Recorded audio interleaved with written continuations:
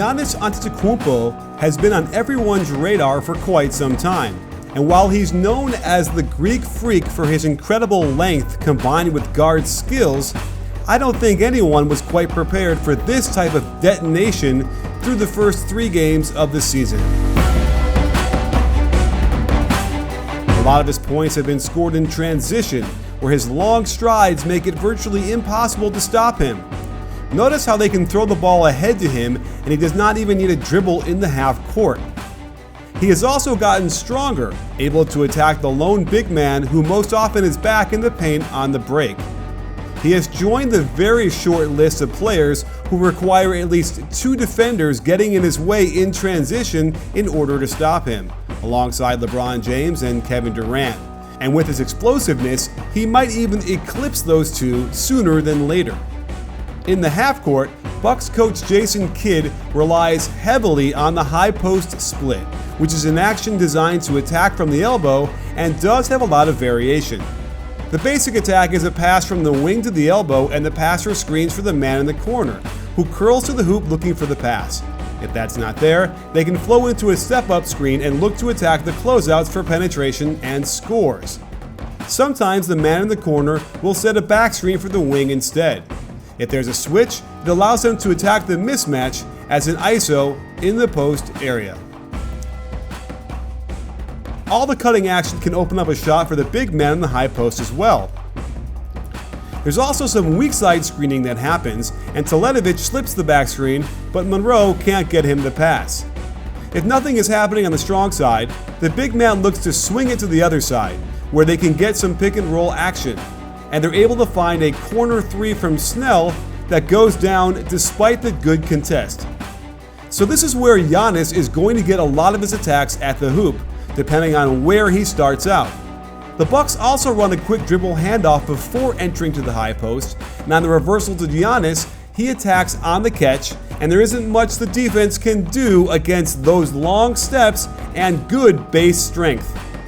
He can do the most damage from the high post, where they have a wrinkle that sets a ball screen for him at the elbow.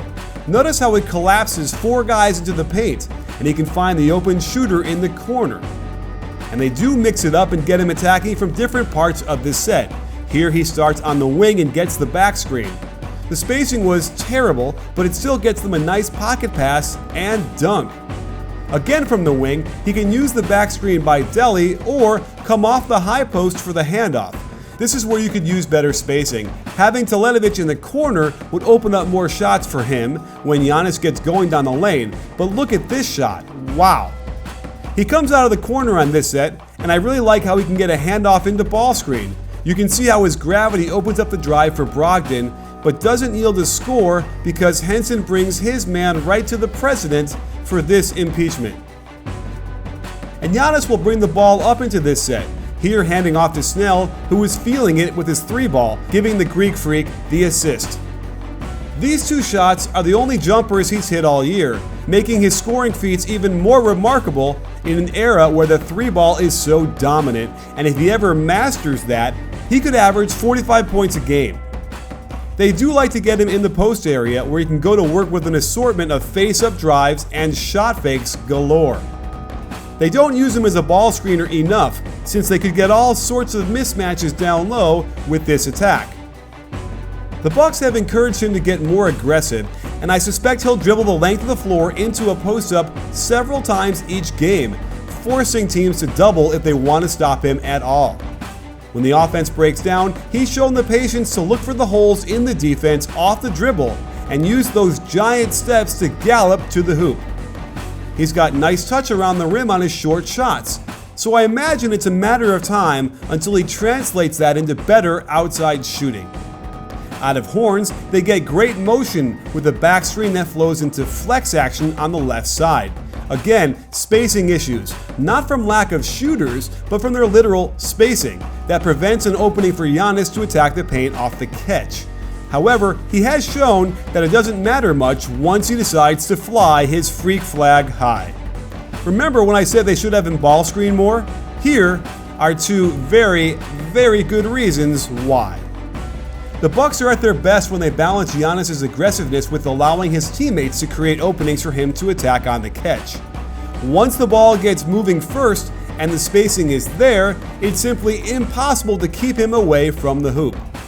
I did catch this double ball screen set they run for him on the wing, and it will also allow him to do this thing not only by scoring, but by finding the roll man at the hoop with great vision and passing and length. My goodness, the length. I think there's even more Kidd can do to unlock Giannis' power, and he'd be wise to study how Durant gets his shots in the Warriors offense. Getting him on the weak side, curling around screens, would get him easy shots like this. Here's some high post action with the double pin down on the weak side that would draw the focus to Giannis and open up shots for shooters like Brogdon and Middleton. Again, more high post action that is similar to what they already run, but get Giannis on the weak side and have Brogdon screen for him so he can curl. He'd have a shot at the hoop or a wide open three on the right side. This starts out just like a high post split, but then has KD sprint all along the baseline before curling around the pin down. Giannis would be unstoppable. And another alignment very similar to their high post split, but notice how this back screen happens on the weak side after the high post entry pass. I don't think the passer would even have to look where he's throwing it. Of course, we'd be remiss if I didn't show you what he can do on defense. He's ready to be everything for this team on that end. He can guard any position on the court without fear of getting beat by a guard because he can swoop in late and block it. He's already got the instincts of a great rim protector, knowing how to control his body to avoid the foul and reject the close shot. He reads the ball very well, and if you throw the ball anywhere in his vicinity, he's snatching it and forget about stopping him in the open court. And his instincts when to freelance and make a play are unparalleled for a guy his age and experience. So after 3 games, Giannis has dropped the gauntlet at the rest of the league. I believe he can lead his Bucks team to 3rd in the Eastern Conference. And I also think the sky is the limit for his box score numbers. If things continue on this path, we've already seen how the team's record doesn't factor in as much for MVP voting. And this feels like the year the Greek Freak puts it all together and wins that trophy at the end of the season. Sports fans, to see more of our great NBA content and analysis, make sure to hit the subscribe button, but also click the bell and adjust your settings so you can get an alert the second our videos drop. Because trust me, you're going to want them hot and fresh. You in?